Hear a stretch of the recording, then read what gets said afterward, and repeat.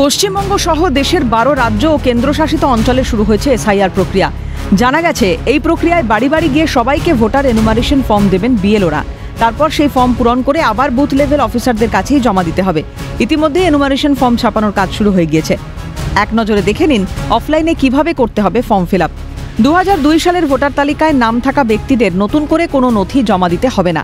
এমনকি তাদের সন্তানরা বর্তমানে ভোটার হলেও তাদেরও দিতে হবে না কোনো নথি।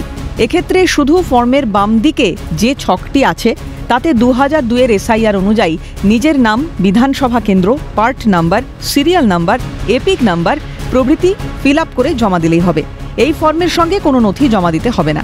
আর যদি 2002 এসআইআরে আপনার নাম না থাকে কিন্তু বাবা, মা অথবা ঠাকুরদা, ঠাকুমার নাম থাকে, সেক্ষেত্রে ডান দিকে 2002 এসআইআর অনুযায়ী তাদের নাম, বিধানসভা কেন্দ্র, part number, serial number, epic number ইত্যাদি ফিল আপ করতে হবে। সেটি ফিল আপ করে নিজের সঙ্গে ওই ব্যক্তির কি সম্পর্ক তা লিখে দিতে হবে।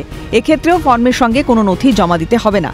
আর যদি অনলাইনে করেন তাহলে বিএলও অ্যাপের মাধ্যমে অথবা নিজেরাই অ্যাপটি ডাউনলোড করে কিংবা ইসিআই প্রদত্ত ওয়েবসাইটে গিয়েই কাজটি করতে পারেন। এক্ষেত্রে 2002 তালিকা সার্চ করার জায়গা থাকবে। প্রথমে রাজ্য সিলেক্ট করে তারপর বিধানসভা কেন্দ্র, পার্ট নাম্বার সিলেক্ট করে নিজের মা, বাবা, ঠাকুরদা, ঠাকুমার নামটি খুঁজে নিতে হবে। তারপর তাদের নামে ক্লিক করে নিজের সঙ্গে কি সম্পর্ক তা ড্রপডাউন মেনু থেকে বেছে নিতে হবে। একেই বলে ম্যাপিং, অর্থাৎ আপনাকে 2002 তালিকায় থাকা ব্যক্তিদের সঙ্গে ম্যাপ করা গিয়েছে। এক্ষেত্রেও কোনো নথি জমা দিতে হবে না। কিন্তু 2002 ভোটার তালিকায় সংশ্লিষ্ট ব্যক্তি বা তার বাবা, মা অথবা ঠাকুরদা, ঠাকুমার নাম না থাকলে ওই ব্যক্তিকে নাগরিকত্বের প্রমাণ দিতে হবে।